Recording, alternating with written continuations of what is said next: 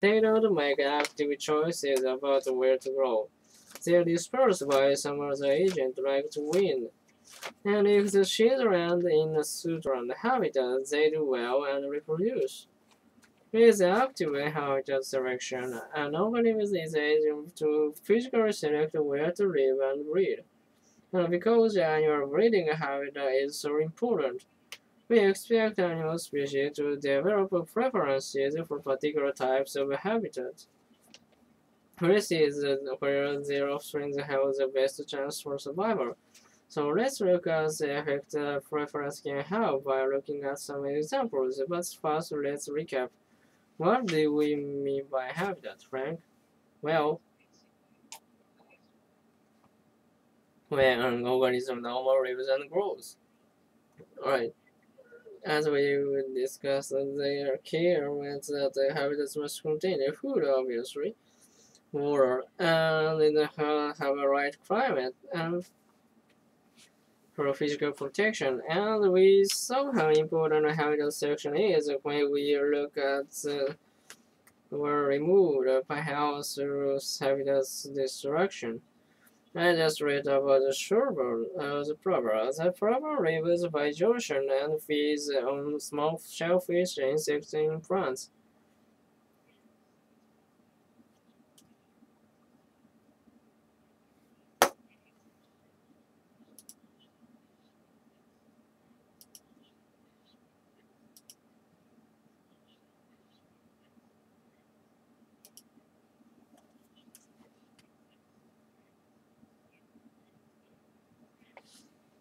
The sand so is vertical from corner above, but it raises itself in shallow depression in the sand with very little protection around them. So there are people on beach on the beach, the egg and freezing a lot of human development by the ocean. The proverb are now threatened species. So conservation is trying to create a new habitat for them, and sandbirds age in annexed to people and dogs, and the polar population have quite a bit of those places.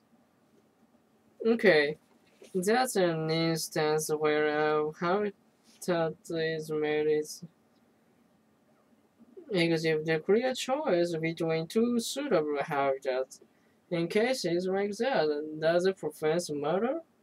Well, let's look at the blue warbler.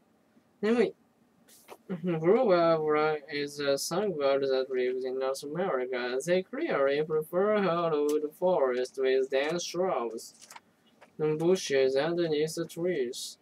They actually nest in the shrubs, not the trees, so they're pretty close to the ground, but these warblers also nest in forests that have low shrub density.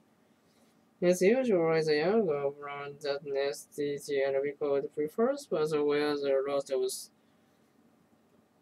dominant birds. And seems something to reproductive success. Because the older, more expensive birds who nest in the high-density shrub area have significantly more offspring than those in low-density areas, which suggests that the choice of where to nest doesn't have an impact on the number of chicks they have. But a preferred environment doesn't always seem to correlate with breeder success. For example, in Europe, studies have found in black-capped warblers, we just call them black-cap. Black-cap can be found in two different environments. Their preferred habitat is forest near the edge of the stream. However, black-caps also live in pine woods away from water. Study has been done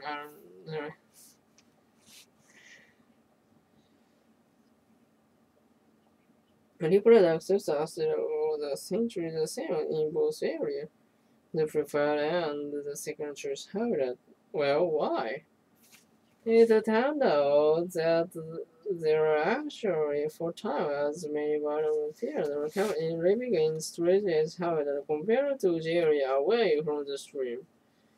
So the stream edge area has a much denser population, which meant more members of the same species competing for resources. One in the same species, which lowers the suitability of the prime habitat.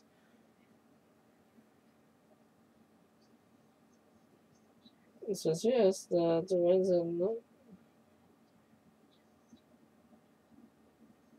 the second rank habitat becomes just as successful as the prime habitat. Same species living there. So it looks like competition for resources is another important factor in determining if a particular habitat is suitable.